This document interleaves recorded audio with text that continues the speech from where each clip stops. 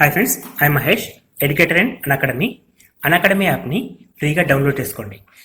Display మీద కనబడుతున్న ఈ లింక్ని కింద డిస్క్రిప్షన్ బాక్స్లో ఇవ్వడం జరిగింది. ఆ లింక్ని మీరు క్లిక్ చేయడం ద్వారా మమ్మల్ని ఫాలో చేయవచ్చు. అండ్ మేము అర్థమెటిక్స్ అండ్ రీజనింగ్ నుంచి ప్రతి టాపిక్ పైన షార్ట్కట్స్తో కూడిన ట్రిక్స్ని అప్లోడ్ చేయడం జరుగుతుంది. ఛానల్ యొక్క అప్డేట్స్ని పొందాలనుకుంటే సబ్స్క్రైబ్ బటన్ పైన క్లిక్ చేయండి, పక్కనున్న బెల్ ఐకాన్ పైన క్లిక్ చేయండి. So easy method. Next question, ఒక గడియారాన్ని 540 రూపాయలకు కొని 540కి అమ్మడం ద్వారా 10% నష్టం వచ్చింది. దాని ఎంత ధరకు అమ్మితే 20% లాభం వస్తుంది? సో ఫస్ట్ నష్టం కదా, నష్టం అంటే 100 minus 10 90 equal to 540. So next ఏం అడుగుతున్నాడు, 20% లాభం రావాలి, ఎంత ధరకు అమ్మితే. సో 20% లాభం అంటే 100 + 20 120 ఈక్వల్ టు వాట్? ఈ విధంగా క్వశ్చన్ని ఈక్వేషన్ రాసుకుంటే అయిపోయినట్టండి ప్రాబ్లం. సో ఇక్కడ మనకి ఏంటంటే 540కి అమ్మడం ద్వారా 10% నష్టం వచ్చింది. సో 540 అంటే 10% నష్టం అంటే 90 ఈక్వల్ టు 540. 20% లాభం రావాలంటే 100 + 20 120 equal to what? So cross multiplication చేసుకుంటే ఇంటూ 120/90 0 గెట్ క్యాన్సల్. 9 1 9 6 6 × 12 720 6 × 12 720 రూపీస్కి అమ్మితే తనకి 20% లాభం వస్తుంది. ఇక్కడ కొన్నదని అడుగుతలేడు, ఓన్లీ అమ్మే ధరతోటే ప్రాబ్లం మొత్తం చేసేస్తున్నాం. ఒక వస్తువుని 450 రూపాయలకి అమ్మడం ద్వారా 10% నష్టం వచ్చింది. దానిని 600 రూపాయలకి అమ్మడం ద్వారా లాభశాతం ఎంత? సో ఇంతకుముందు క్వశ్చనే, కాకపోతే ఇక్కడ లాభశాతం అడిగాడు, అమౌంట్ ఇచ్చాడు. ఇంతకుముందుకేమో అమౌంట్ అడిగాడు, శాతం ఇచ్చాడు. సో సేమ్ క్వశ్చన్ కాబట్టి నష్టం అంటే 90% ఈక్వల్ టు 450. 600 రూపాయలకు అమ్మితే ఎంత లాభశాతం అంటే 100 పైన కొంచెం వస్తుంది, ఆ పైన వచ్చేదే లాభశాతం అవుతుంది. సో 100 పైన వస్తుంది, 100 పైన ఎంత వస్తుందో దాన్ని మనం ఆన్సర్ తీసుకుంటాం. సో ఇప్పుడు మనం క్రాస్ మల్టిప్లికేషన్ మళ్ళీ చేసుకుంటే 90 × 600/450. 450 అంటే 45, 15 3s 15 4s 3 1s 3 3s 30 × 4 120. 120% profit కాదు దాని మీనింగ్. 100 పైన ఎంత? 20% ఎక్స్ట్రా ఉంది కాబట్టి 20% ప్రాఫిట్ అనేది ఆన్సర్. సో మొత్తం మీద ఇక్కడ 120 మీన్స్ 20% ప్రాఫిట్. దానికి లాభశాతం 20% అనమాట. లాభం శాతం ఎంత వస్తుంది? 20% రావడం జరుగుతుంది. నెక్స్ట్ క్వశ్చన్, ఒక వస్తువుని కొంత ధరకు అమ్మినా 10% నష్టం వస్తుంది. అలా కాకుండా 75 రూపాయలు ఎక్కువ అమ్మడం ద్వారా 5% లాభం వస్తుంది. అయితే కొన్న ధర ఎంత? సో ఇక్కడ కొన్న ధర ఎంత అని అడుగుతున్నాడు. కొన్న ధర ఎప్పుడు వేసినా మనం 100 అనుకుంటామండి కామన్గా. సో దాన్ని 10% నష్టానికి అమ్మితే అంటే 90% అమ్మితే సమ్ 10% అంటే కొంత ధరకు అమ్మితే 10% లాస్ వచ్చింది. అలా కాకుండా దీనికి ఒక 75 రూపాయలు యాడ్ చేస్తే 5% ప్రాఫిట్ వస్తుంది. ప్రాఫిట్ అంటే 105. సో ఇక్కడ మనకి 10% లాస్ వచ్చినప్పుడు 90 ఉంటుంది, 5% ప్రాఫిట్ వస్తే 105 వస్తుంది. సో ద డిఫరెన్స్ ఈజ్ 15% అండి. 15% ఈక్వల్ టు 75 రూపీస్ అని చెప్పి ఇచ్చాడు మనకి. సో ఈ 75 రూపాయలు ఎక్కువ అమ్ముతా అంటే దీనికి అమ్మిన దానికి డిఫరెన్స్ అంటే 75 రూపాయలు. అలా కాకుండా రెండింటిని ప్లస్ చేయండి, ఒకటి మైనస్ ఒకటి ప్లస్, ఒకటి నష్టము ఇంకోటి లాభము ఇచ్చినప్పుడు రెండింటిని యాడ్ చేస్తే సరిపోతుంది. నష్టము ప్లస్ లాభము ఈక్వల్ టు 15% ఈక్వల్ టు 75 ఇచ్చాడు. ఇప్పుడు మనకి కొన్న ధర కాబట్టి 100% ఈక్వల్ టు వాట్? సో మళ్ళీ ఇక్కడి నుంచి ఇక్కడికి ఎట్లా వస్తుంది? ఇంటూ 5 చేస్తే వస్తుంది కాబట్టి ఇక్కడి నుంచి ఇక్కడికి 5 చేస్తే 500 రూపీస్ వస్తుంది. ఇది షార్ట్ కట్ మెథడ్ అండి మల్టిప్లికేషన్, క్రాస్ మల్టిప్లికేషన్కి. అక్కడ ఉన్న రిలేషన్ ఇక్కడ ఇంప్లిమెంట్ చేయడం. సో అక్కడ ఇంటూ 5 చేస్తే వస్తుంది కాబట్టి ఇక్కడ కూడా ఇంటూ 5 చేయడం. సో ఇక్కడ ఇటువంటి క్వశ్చన్స్ చాలా వరకు అడుగుతారు మనకి. ఏంటంటే నష్టము, లాభము, difference and relations. Next question, ఒక టేబుల్ని 275 రూపాయలకు అమ్మడం ద్వారా కొంత లాభం వస్తుంది. ఎంత లాభమో చెప్పట్లేదు, కొన్న ధర కూడా చెప్పట్లేదు. కానీ ఇక్కడ ఏమిస్తాడు? అమ్మిన ధర ఇచ్చాడు. సో 275 రూపాయలకు అమ్మితే కొంత లాభం వచ్చేసింది. సో కొంచెం ప్రాఫిట్ వచ్చేసింది. సో నెక్స్ట్ ఏం చేసిండు? దాన్ని 215 రూపాయలకు అమ్మడం ద్వారా ముందు అమ్మిన లాభానికి సమానమైన నష్టం వచ్చింది. సపోజ్ ఇక్కడ మనకి 10 రూపాయలు లాభం వస్తాయి, అదే 10 రూపాయలు నష్టం ఇక్కడ వస్తుందట. ఇప్పుడు అది 215కి అమ్మడం ద్వారా. సో 275 రూపాయలకి అమ్మితే ఎంతో కొంత లాభం వస్తుంది కదా, ఎక్స్ అనేది. సో 215 రూపాయలకి అమ్మితే అంతే నష్టం వస్తుంది. సో మిడిల్ వాల్యూ ఏంటి అని అడుగుతున్నాడు. సో ఇక్కడ మిడిల్ వాల్యూ ఏంటి? సో మనం మిడిల్ వాల్యూ కావాలంటే జస్ట్ యావరేజ్ చేస్తే సరిపోతుంది కాబట్టి 275 రూపాయలకు 215 రూపాయలు కలిపినప్పుడు మనకి బై 2 చేస్తే చాలు. 2 2 400, 75 15 90, 490 అంటే by 2 which is equal to 245 rupees. 245 rupees. 245 అనేది యావరేజ్ అండి. సో మనకు కావాల్సిన కొన్న విలువ ఎంత? 245 రూపాయలు. సో 245 రూపాయలు కొన్నాడు అనుకో సపోజ్. 270 రూపాయలకు అమ్మిండు అంటే ఎంత లాభం అది 30 రూపాయలు లాభం. సో 215 అమ్మితే అదే 30 రూపాయలు నష్టం. సో ఇక్కడ పర్సెంటేజ్ పైన కాకుండా అమౌంట్ పైన క్వశ్చన్స్ ఇచ్చారు కాబట్టి అమౌంట్ మీద కూడా మనం చేయొచ్చు. సో అమౌంట్ కావాలంటుంది కాబట్టి జస్ట్ యావరేజ్ చేస్తే సరిపోతుంది. కానీ పర్సెంటేజ్ విషయంలో మాత్రం యావరేజ్ చేస్తే ఆన్సర్ రాదు, ఎందుకంటే నంబరు పర్సెంటేజ్ ఎప్పుడు రెండు సమానం కాదు. సో ఇక్కడ మనకి నంబర్ మాత్రం ఇచ్చాడు కాబట్టి నంబర్స్ యావరేజ్ చేస్తే ఈజీ వేలో సరిపోతుంది. So answer is 245. Next question, ఒక మోసకారి వ్యాపారి తన కొన్న ధరకి అమ్ముతానని చెప్పేసి కేజీకి బదులు 900 గ్రాములతో అమ్ముతాడు. అతనికి లాభ శాతం ఎంత? సో తను ఏం చేస్తున్నాడంటే నేను తీసుకొచ్చిన రేటుకి అమ్ముతున్నా అని చెప్తుండు. ఓకే, కాకపోతే ఏం చేస్తుండు, కేజీకి బదులు 900 గ్రాములు వేసి అమ్మేస్తుండు. సో దానిపైన కేజీ అని ఉంటుంది కంటే యాక్చువల్గా 900 గ్రాములు. ఇది కోటీలో రెగ్యులర్గా జరిగే ఐటమ్స్. సో ఇక్కడ మనకి కేజీకి బదులు 900 గ్రాములు అమ్ముతుండు. సో కేజీ అంటే యాక్చువల్గా ఎంత? 1000 గ్రాములు. 1000 గ్రాములు వేయాల్సింది తను 900 గ్రాములు వేసిండు. ట్రాన్సాక్షన్ అయిపోయింది. సో తనకి ఎంత లాభం వచ్చినట్టు? 100 గ్రామ్స్ మిగిలింది. ఈ 100 గ్రామ్స్ ఎందుకు మిగిలింది? తను 900 గ్రామ్స్ అమ్మడం ద్వారా 100 గ్రామ్స్ మిగిలింది. ఇక్కడ ఈ అనలైజేషన్ ఇంపార్టెంట్. సో 100 గ్రాముల లాభం వచ్చింది కదా, ఈ లాభం ఎందుకు వచ్చింది తనకి? తను 900 గ్రాములు అమ్మినప్పుడు ప్రతిసారి 100 గ్రాముల లాభం వస్తుంది. అంటే ప్రతి 900 గ్రాములకి తనకి 100 గ్రాముల లాభం వస్తుంది. సో ఇప్పుడు మనం ఏం చేయాలి? లాభము బై 900 అమ్మడం ద్వారా వచ్చింది కాబట్టి ఇంటూ 100. 00 get cancel. 100/9 అంటే 11/9. సో మనకి 100/9 కొన్ని పర్సెంటేజ్ చాలా ఇంపార్టెంట్ అండి. మనం పర్సెంటేజ్ టాపిక్లో కూడా డిస్కస్ చేసాం.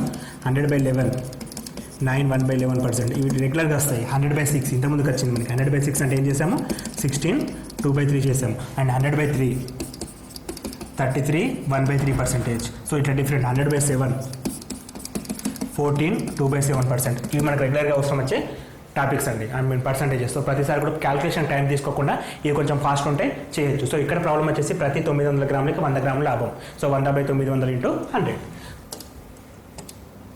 నెక్స్ట్ క్వశ్చన్, 15 పెన్నుల కొన్న ధర 12 పెన్నుల అమ్మిన ధరకి సమానమైన లాభ శాతం ఎంత?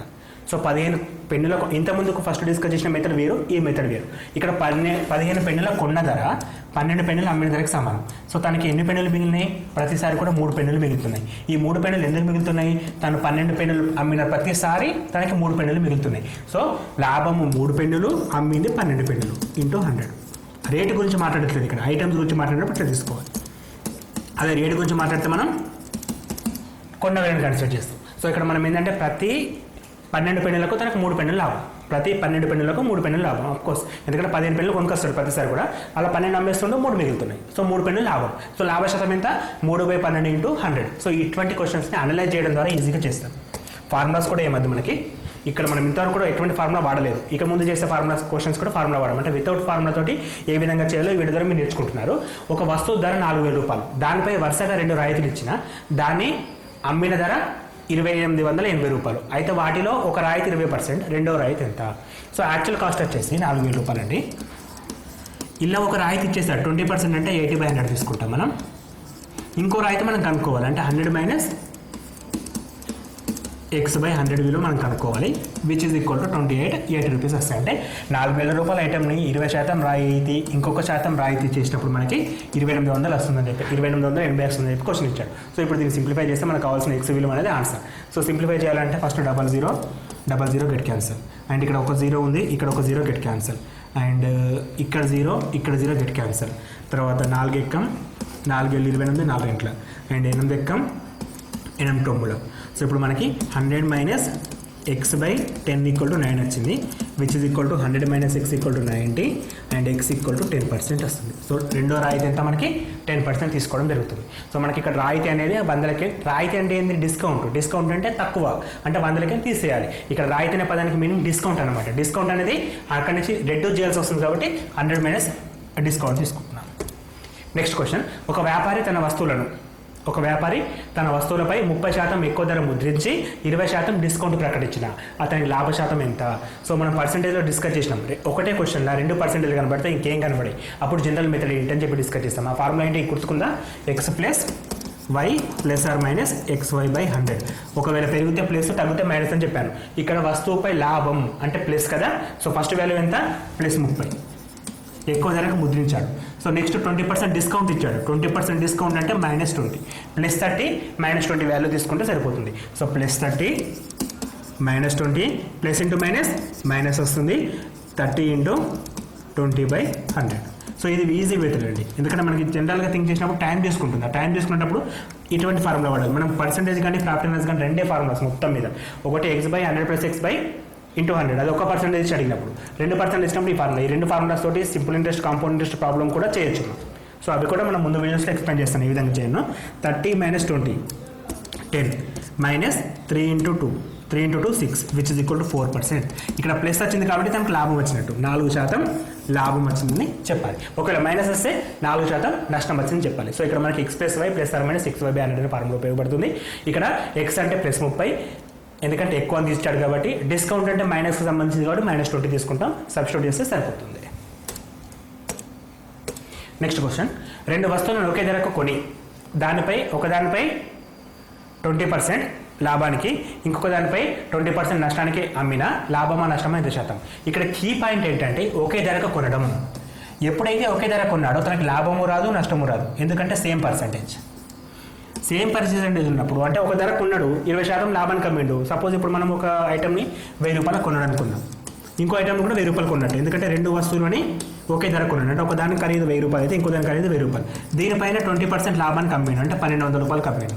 దీనిపైన 20% నష్టానికి అమ్మాడు, అంటే 800 రూపాయలకి అమ్మాడు. సో మొత్తం తనకి ఎంత వచ్చింది? 2000 రూపాయలు వచ్చేసినాయి. తను పెట్టిన అమౌంట్ ఎంత? 2000. సో ఇక్కడ మనకి లాభము కానీ నష్టం కానీ ఎప్పుడు రాదు. సో ఇదంతా అనలైజేషన్ కూడా అవసరం లేకుండా క్వశ్చన్లో సేమ్ పర్సెంటేజ్ ఇచ్చేసి ఒకే ధర అని మెన్షన్ చేసినప్పుడు, ఒకే ధర అని చెప్పి మెన్షన్ చేసినప్పుడు ఒకే ధరకు కొనడం ఇంపార్టెంట్. ఒకే ధరకు కొన్నప్పుడు నో ప్రాఫిట్ నో లాస్, అంటే లాభము రాదు నష్టము రాదు. నో ప్రాఫిట్ నో లాస్ అంటే లాభము రాదు నష్టము రాదు అని చెప్పి రాసి పెడతాం. ఇది ఎప్పుడు కీ పాయింట్, ఇది ఒకే ధరకు కొనడం అని జరిగినప్పుడు. దీనికి అపోజిట్ మెథడ్ అండి, రెండు వస్తువులను ఒకే ధరకు అమ్మడం. రెండు వస్తువులని ఒకే ధరకు అమ్మడం ద్వారా 20% లాభము ఒక దానిపైన 20% నష్టము ఇంకో దానిపైన వచ్చిన అతనికి లాభమా నష్టమా ఎంత శాతం. ఇంతకుముందుకు కొన్న ధర సమానమైతే నో ప్రాఫిట్ నో లాస్, అమ్మిన ధర సమానమై 2% సేమ్ ఉన్నప్పుడు x² / 100 రాయొచ్చు. మనం ఇట్లా కూడా రాయొద్దు అనుకుంటే ఇంతకుముందు ఫార్ములా ఉంది కదా, ఒకటి x ఒకటి y ± xy/100. So plus x లాభం కాబట్టి +20, నెక్స్ట్ y అంటే నష్టం కాబట్టి -20, plus into minus minus 20 × 20/100. So 20 20 0 minus 0 0 cancel 0 0 cancel 2 × 2 4 which is equal to -4%. అంటే 4% నష్టం వస్తుంది. సో 4% నష్టం అంటే సింపుల్గా x² / 100 అనే ఫార్ములా వాడితే సరిపోతుంది. ఇది నష్టం ఎప్పుడైనా సరే ఒకే ధరకు అమ్మినప్పుడు కంపల్సరీ నష్టమే వస్తుంది, సేమ్ పర్సెంటేజ్ ఇచ్చినప్పుడు. సో నష్టం కూడా ఎట్లా ఉంటుంది అంటే x²/2 అంటే which means 20² 400/100. So get cancel remaining 4 అని చెప్పి సింపుల్ మెథడ్. ఇంకొక ఫార్ములా మనం ఎందుకు గుర్తుపెట్టుకోవడం అనుకుంటే ఉన్న ఫార్ములాతో కూడా చేయొచ్చు. 2% చేసినప్పుడు ఫార్ములా x+y ± xy/100 చేస్తాం కాబట్టి. సో అక్కడ మనకి సింపుల్గా 4% రావడం జరుగుతుంది. దట్టు మైనస్ కాబట్టి దాన్ని నెగిటివ్ కాబట్టి మైనస్ అంటే నష్టం అని చెప్పి తీసుకుంటాం. నెక్స్ట్ క్వశ్చన్, ఒక వస్తువు కొన్న ధర మరియు అమ్మిన ధరల నిష్పత్తి 5:7 అయినా లాభ శాతం ఎంత? సో ఇది కొంచెం అడ్వాన్స్డ్ మోడల్ క్వశ్చన్స్ అండి. సో కొన్న ధర అమ్మిన ధర నిష్పత్తిలో ఇచ్చాడు 5:7, అంటే 5x కొన్న ధర 7x అమ్మిన ధర. సో డిఫరెన్స్ ఎంత? 2x. కొన్న ధర ఏది? 5x. 2x/5x × 100. x get cancel, 5 × 5 20 so 40% లాభం. సో 40% లాభం వస్తుంది అనమాట. సో మనం ఇక్కడ ఏం చేస్తామంటే నిష్పత్తిని ప్రాఫిట్ అండ్ లాస్కి ఇంప్లిమెంట్ చేసినప్పుడు కొన్న ధర 5%, 5 పార్ట్స్, అమ్మిన ధర 7 parts. So 2 parts profit. So లాభము 2 పార్ట్స్. కొన్న వేల ఉంది కాబట్టి కొన్న వేలతో కంపేర్ చేస్తాం, 2/5 × 100 రాస్తున్నాం. సో ఆన్సర్ అనేది 40% వస్తుంది. నెక్స్ట్ మెథడ్, ఒక వస్తువుని కొన్న ధర మరియు ఒక వస్తువు కొన్న ధర అమ్మిన ధరలో 3/4 వంతు అయితే లాభ శాతం ఎంత?